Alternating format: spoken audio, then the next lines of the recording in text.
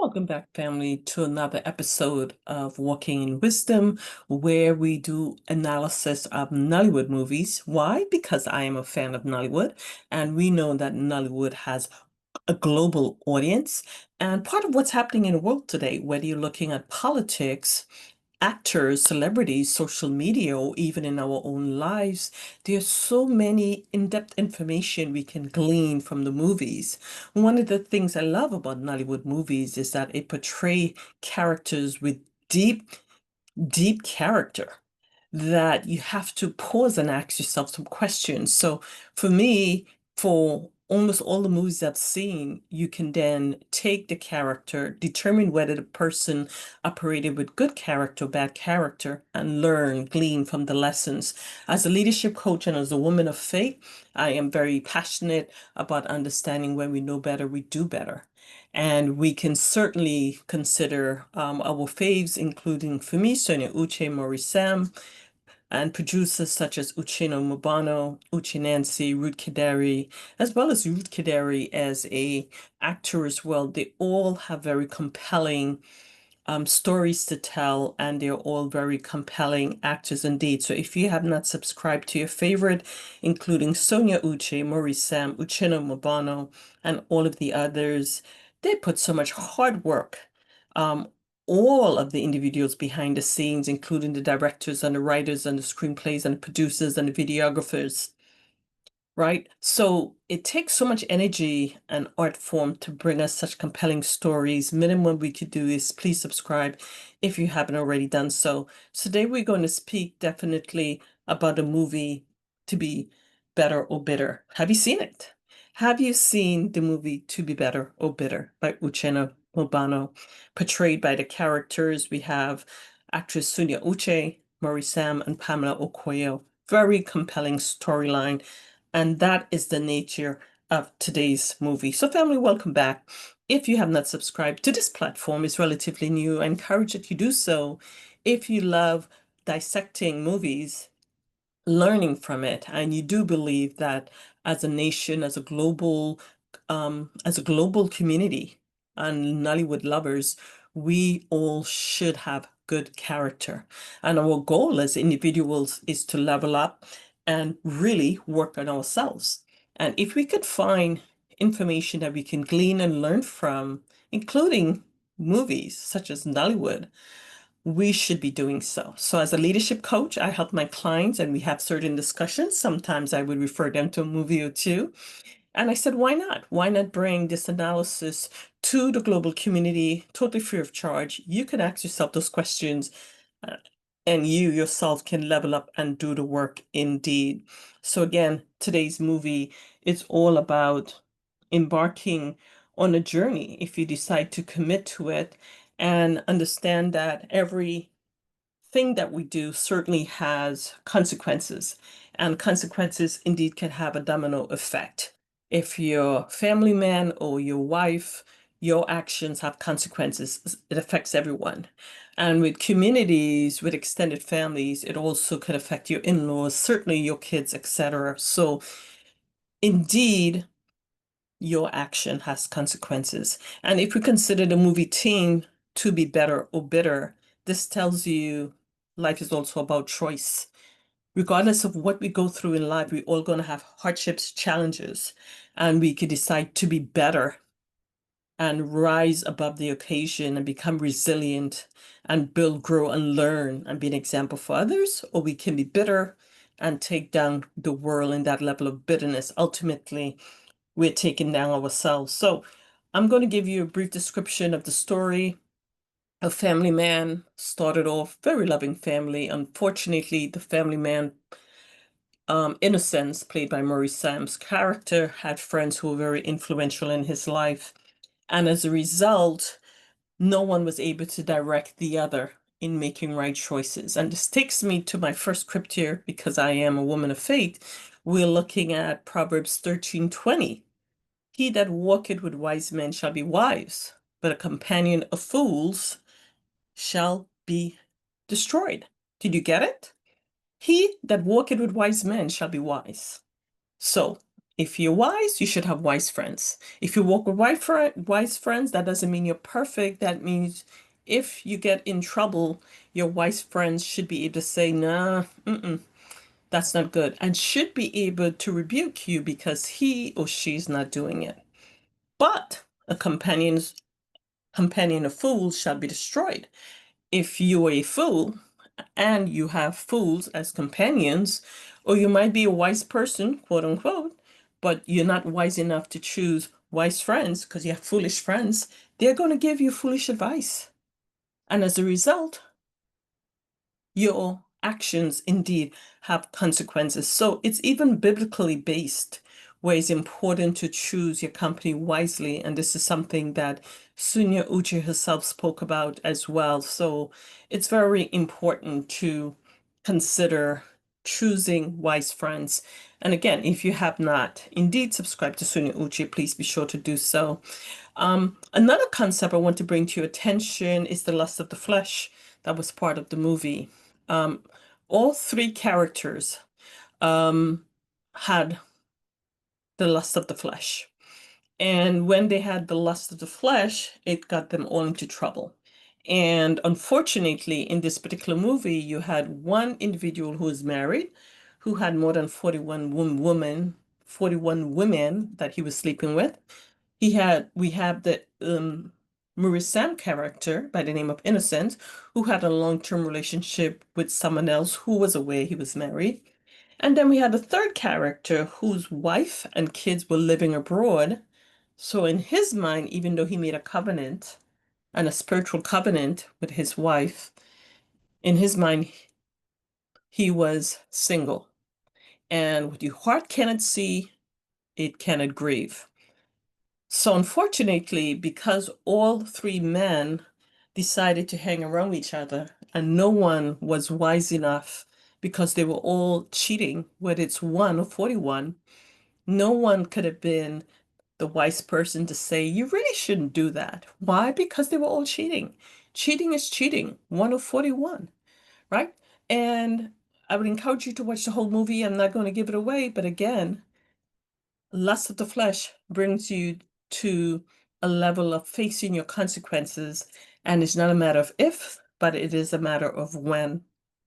1 John 2:16 says, for all that is in the world, the desires of the flesh, the desires of the eyes, and the pride of life is not from the Father, but from the world. And when I speak about lust of the flesh, the one person that come to mind on a global level is this man, Shannon Sharp. Some of you might be aware or not, based on the lust of the flesh of this brother, resulted in him losing more than $23 million. At least that's the dollar amount that was earmarked based on a sexual harassment suit he had with a 19-year-old. Now, what's the lesson learned here? As a 50-something plus year old man,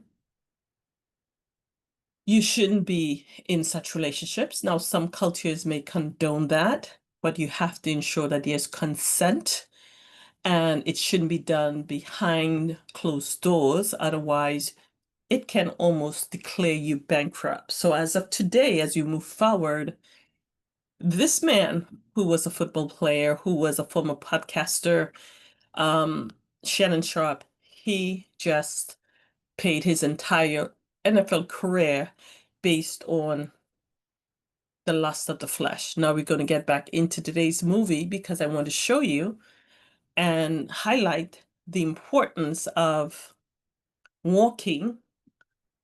walking in truth, honesty, and in wisdom. Hence the reason for my program, Walking in Wisdom. And at times, if you don't say it, individuals may not take and grasp the importance of renewing your mind, transforming your life, coming from Romans 12:2. What this character also show on based on the woman perspective, you have the married woman who was soft-spoken, who gave her husband myriad chances, and she did not want to believe that he would cheat on her. The second wife was the wife of the 41, the wife of the friend of Innocence who had 41 other women.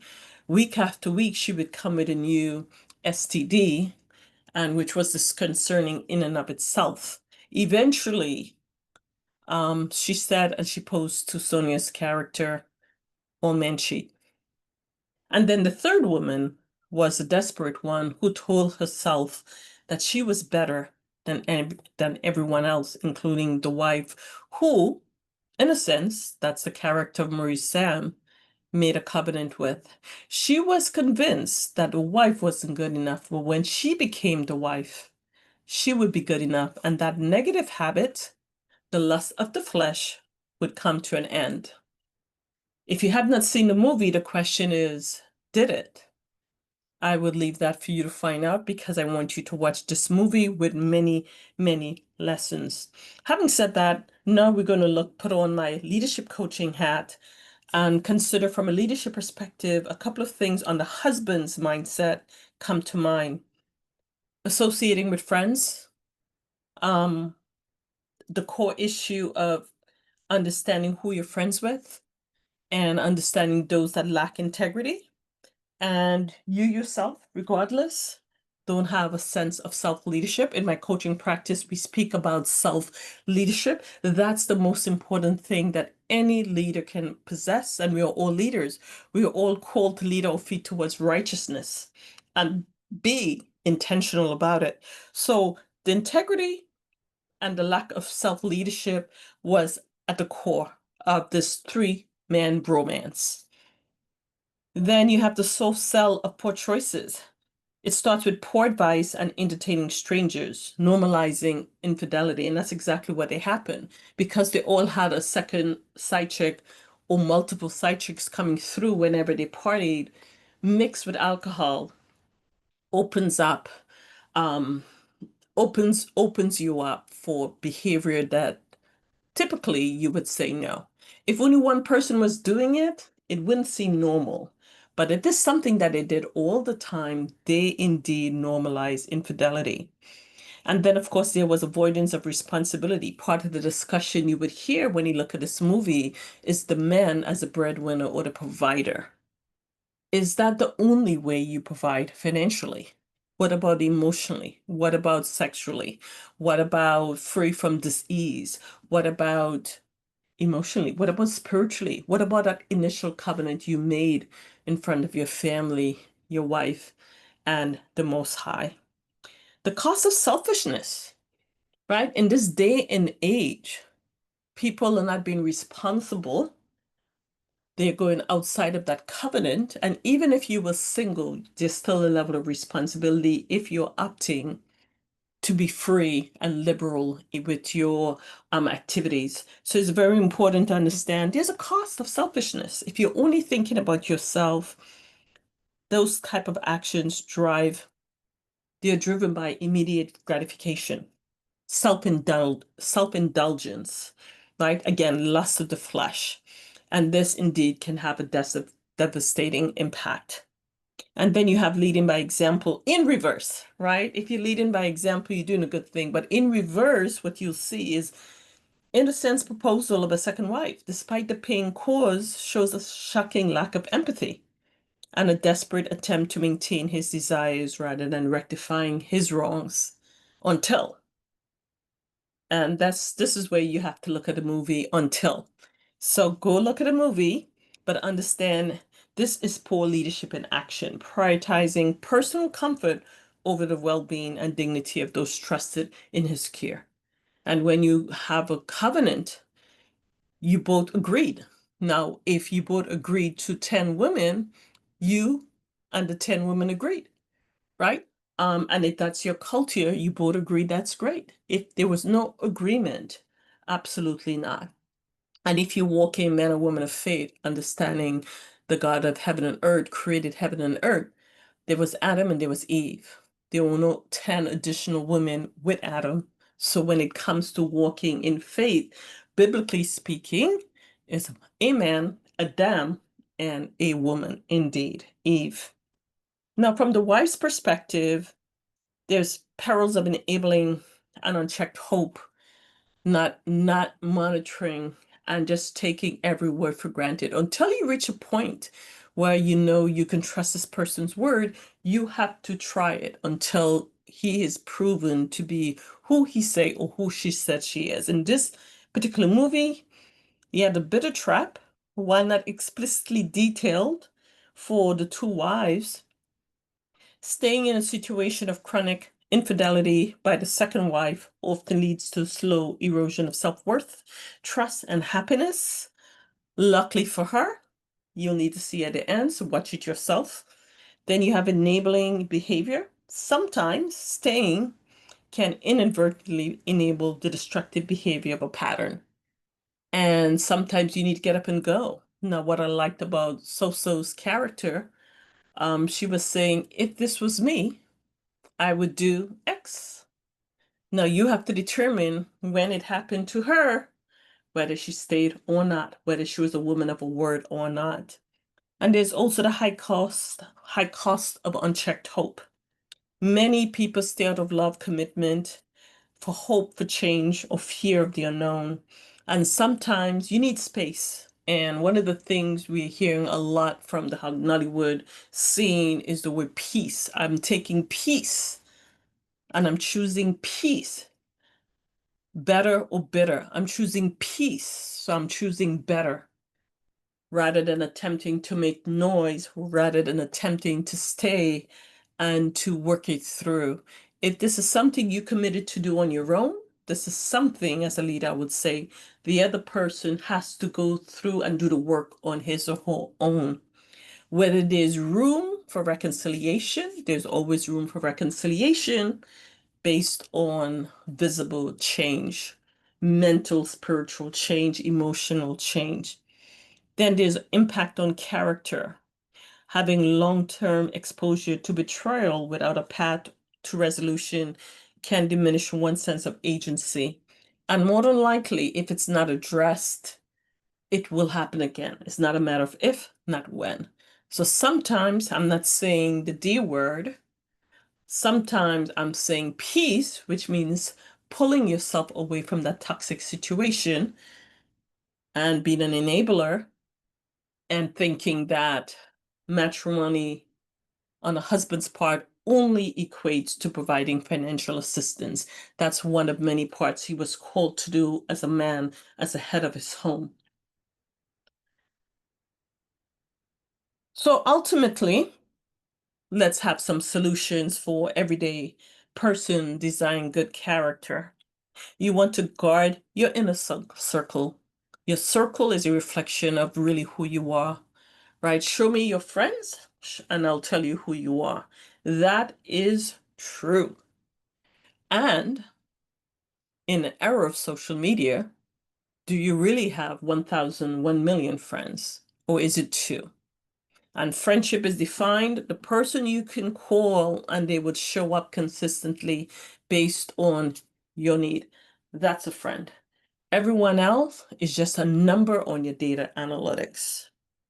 So when you consider guard your inner circle, your peer group profoundly influences your character, believe it or not. And the husband's friends normalize destructive behavior. You want real friends who can call you out on your BS and say, no, that's not who you are, or this is not who you desire to be. I know you better than that. And there's some people who will sit back and see you self-destruct. Again, those are your frenemies, not your friends. So guard your inner circle. Then you want to prioritize integrity and honesty. That's your litmus test with the people within your circle based on how they do, how they react, how they respond. You want to know whether you're going to spend more time or less time with them. Lesson: lies and deceit create a tangled web that ultimately harms everyone. And as part of your action, practice radical honesty, which you can season with salt according to Colossians 5. But yes, you must practice radical honesty first with yourself through self-reflection and self-awareness, and own your mistakes quickly, apologize quickly because they're looking. And that's how you begin to build character, by consistently choosing the hard right over the easy wrong.